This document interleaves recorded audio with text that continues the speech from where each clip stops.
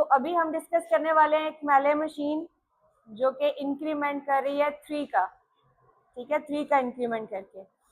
उसके लिए सबसे पहले हमने कुछ सैंपल ऑफ इनपुट्स लिखी हैं ताकि आपको अंदाज़ा हो जाए। अच्छा ये देखें, जब बात हो रही है ना 3 के इंक्रीमेंट की, तो ये आपने जो फर्स्ट 3 बिट्स है ना, फर्स्ट 3, इनकी वैरायटीज को आपने चेक करना है कि इनमें वैरायटी कितनी है। जैसे जब हमने 1 का इंक्रीमेंट किया था तो जस्ट हमने पहली बिट को देखा था और हमें अंदाजा हो गया था कि पहली बिट अगर 0 से 1 हो तो इंक्रीमेंट हो जाता है 0 से 1, लेकिन अगर 1 से 0 हुई तो फिर आप डिक्रीमेंट पे चले जाते हैं, तो फिर आप अगली बिट को चेंज कर दें। क्योंकि उस बिट की वैल्यू 2 होती है तो वो एक डिक्रीमेंट को और एक इंक्रीमेंट को कवर कर लेती है। जब हमने 2 का किया था तो उस टाइम पे भी हमने जो पहली 2 बिट्स है इनका ख्याल रखना होता है, 2 बिट्स का। जब हम 3 का कर रहे हैं इंक्रीमेंट तो हमें फर्स्ट 3 बिट्स का जो है ना वो ख्याल रखना पड़ता है कि फर्स्ट 3 बिट्स जो है वो हमारी किस तरह की है, उनकी क्या वैरायटी है।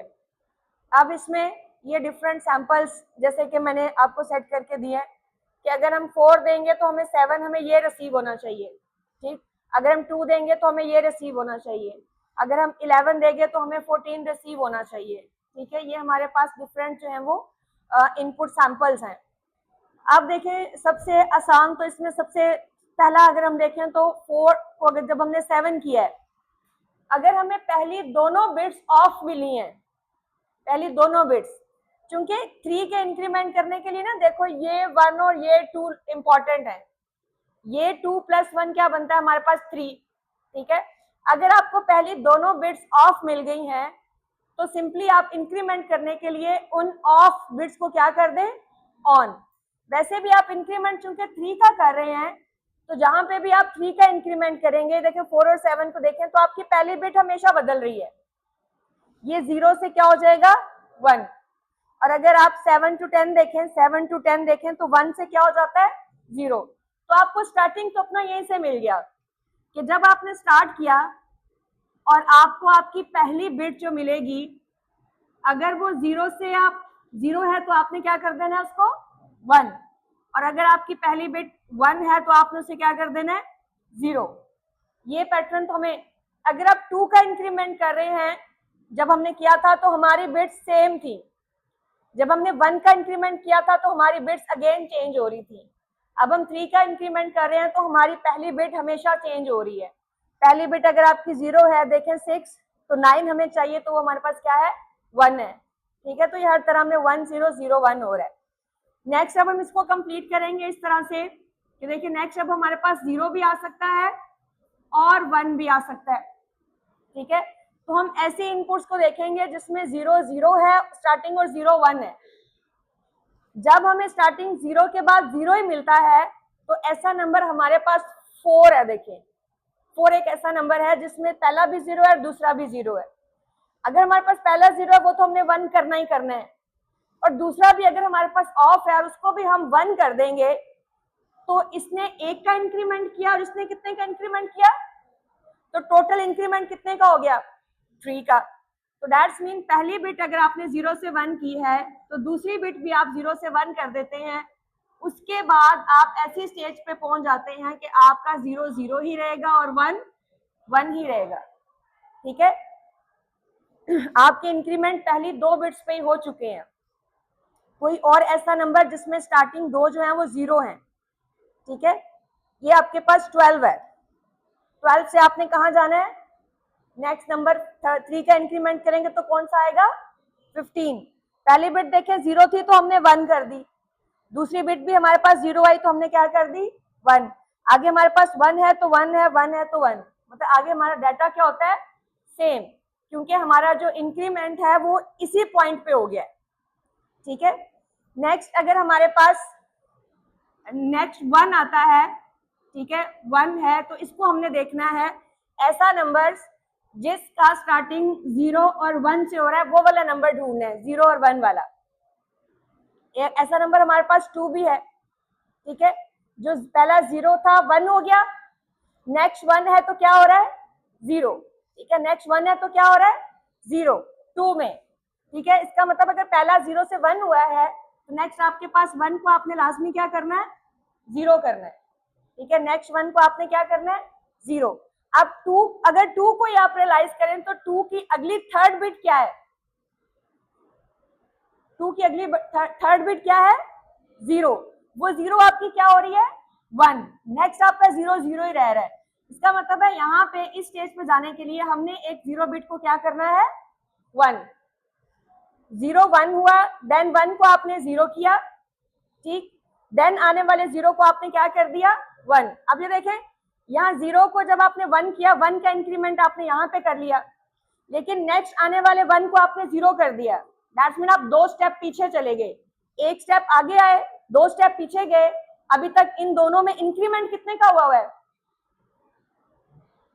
इंक्रीमेंट हुआ है या डिक्रीमेंट हुआ है? हाँ, पहले आपने 0 को 1 किया, आप 1 स्टेप आगे गए, देन आपने 0 को 1 किया, 1 स्टेप आगे गए, देन आपने 1 को 0 कर दिया। इस बिट की वैल्यू है 2, आप 2 स्टेप पीछे गए हो, ठीक है। 1 स्टेप आगे आए तो 2 स्टेप पीछे चले गए, -1 पे हो आप। लेकिन अगली जो आने वाली बिट है आपने उसे 0 से 1 किया है, इस बिट की वैल्यू कितनी है, 4। तो 4 आप आगे गए हो, दैट्स मीन आपने एक माइनस वाला कवर किया, +3 आपने इंक्रीमेंट कर दिए। तो वो इंक्रीमेंट आपके यहाँ पे हैंडल हो गए हैं। अब आपकी आगे इनपुट क्या रहेगी, सेम रहेगी, ठीक है। ये हमारा पोर्शन हैंडल हो गया। देन हम पहले इसको हैंडल करते हैं। अब इसमें 2 चीजें हैं, इसमें भी 1 भी आ सकता है और नेक्स्ट 0 भी आ सकता है, ठीक है। अगर हमारे पास 1 के बाद 0 आता है, पहले हम उसे हैंडल करते हैं, ऐसे नंबर्स को जहां 1 के बाद 0 आ रहा है, 1 0, वो हमारे पास ये वाला नंबर है 1 0। अगर हमने पहले 1 को 0 किया है और उसके बाद हमारे पास 0 है, उस 0 को हमने क्या रखा हुआ है, उस 0 को हमने 0 ही रखा हुआ है। ये 1 और 4 को देखिएगा, ठीक है। पहले 1 को 0 किया, दूसरा 0 हमारे पास एज इट इज आया। जब हमने 1 को 0 किया है तो दैट्स मीन कि आप चले गए हैं 1 स्टेप पीछे डिक्रीमेंट पे, लेकिन नेक्स्ट आने वाले 0 को 0 ही रखा हुआ है, लेकिन उसके नेक्स्ट जो 0 आ रहा है उसको आपने क्या कर दिया है, 1। उसके नेक्स्ट जो 0 आ रहा है उसको 1। ये हमारे पास ऑलरेडी एक स्टेज बनी हुई है जो 0 को 1 कर रही है, ठीक है। तो हम इसको नई स्टेज नहीं बनाते वरना ज्यादा बन जाएंगी, तो हम इसको इसी के साथ जोड़ देते हैं। पहले 1 को 0 किया, 1 को देखिएगा वैरायटी, फिर नेक्स्ट जो 0 आ रहा है उसको आपने 0 ही रखना है, वो आपने चेंज नहीं किया, क्योंकि ये इसमें डिफरेंट था, ये ऐसी कंडीशन कोई नहीं लगी हुई थी 0 को 0 रखने वाली, तो वो हमने खुद से एक एज बना ली। पहला 1 0 किया, दूसरा 0 0 ही रहा। 1 को 0 करने का मतलब है आप एक डिक्रीमेंट पे गए हो, लेकिन थर्ड बिट में आने वाले 0 को आपने क्या कर दिया है, 1। तो एक डिक्रीमेंट में हैंडल हो गया, प्लस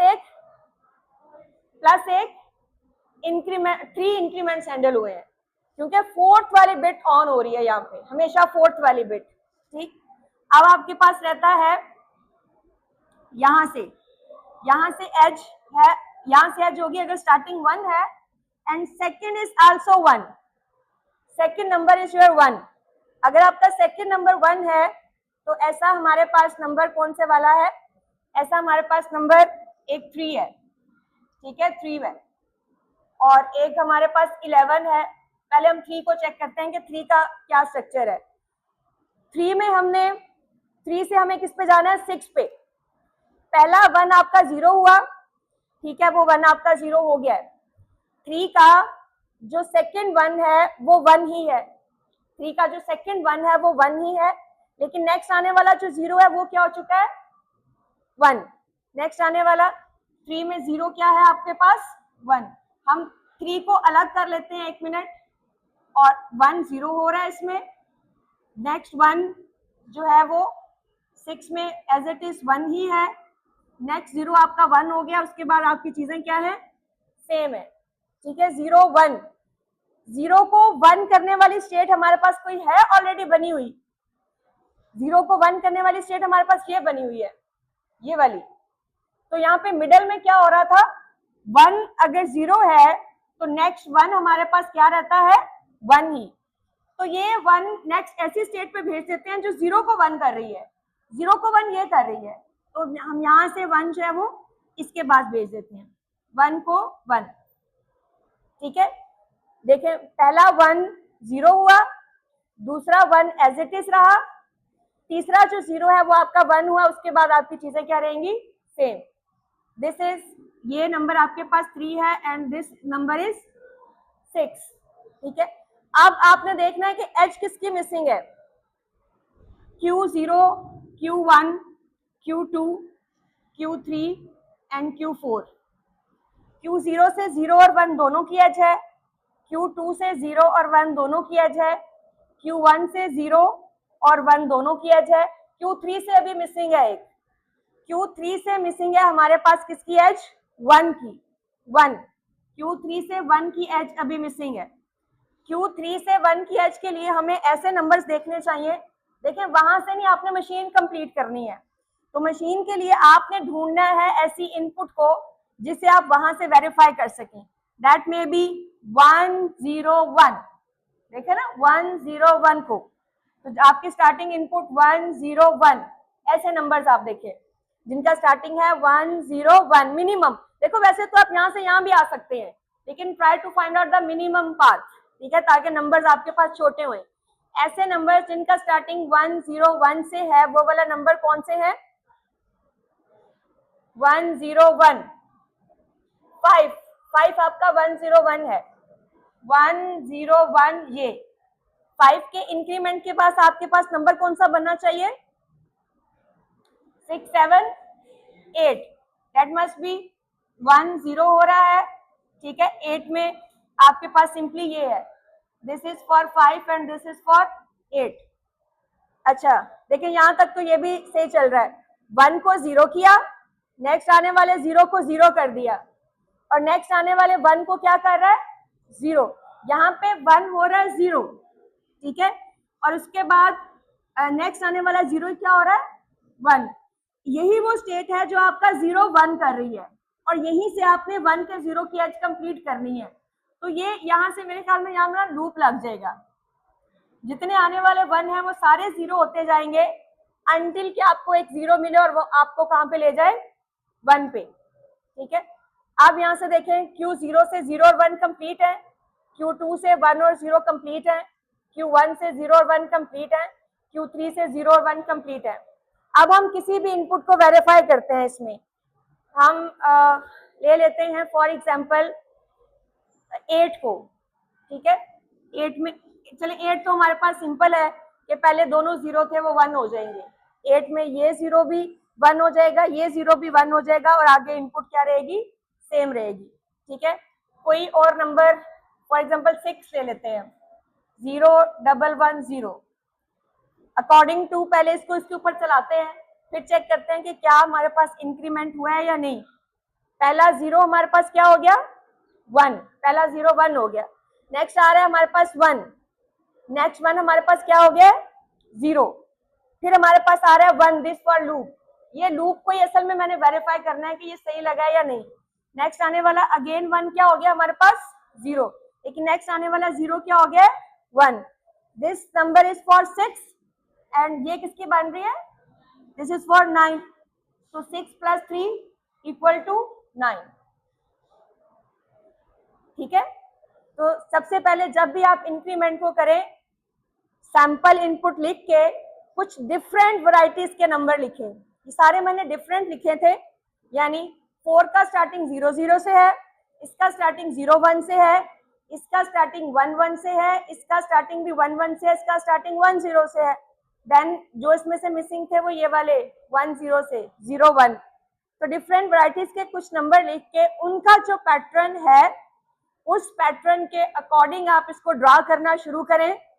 फिर जो आपके मिसिंग एजेस रह गए हैं, इसका मतलब है आपने कोई पैटर्न मिस किया वहां से, तो वो मिसिंग एज आप लगा के वही बाइनरी बना के उसको वेरीफाई करने की कोशिश करें, तो आपकी ये मशीन ऑटोमेटिकली क्या हो जाएगी, कंप्लीट हो जाएगी, ठीक है।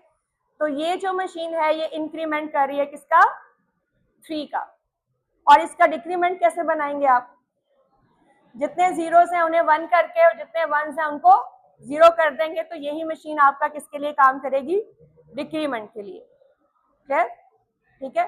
जब आपके पास 3 की होती है ना, फॉर एग्जाम्पल 3 के लिए, तो आपको एटलीस्ट अपनी 4 बिट्स तक पैटर्न पता चल जाता है, उससे आगे वैल्यू सेम रहती हैं। देखो इसके मैक्सिमम जो पासेस बने होंगे ना वो 4 बने होंगे, 1 2 3 4, ठीक है। 4 से आगे फिर आपका पैटर्न सेम है, ये मैक्सिमम है। मिनिमम आपके 2 होंगे, मिनिमम 2, क्योंकि पहली 2 बिट्स जो है ना वो 3 की हैं, कोई एक नहीं होगा, क्योंकि एक बिट नहीं है। मिनिमम आपकी मिनिमम एजेस 2 होंगे और मैक्सिमम एजेस 4 होंगे इसके, ठीक। इसी तरह इससे ज्यादा के लिए फिर बस ये है कि यहाँ पे एजेस ज्यादा होना शुरू हो जाएंगे, तो बस 3 तक के लिए आपके इंक्रीमेंट और डिक्रीमेंट काफी है, ठीक है।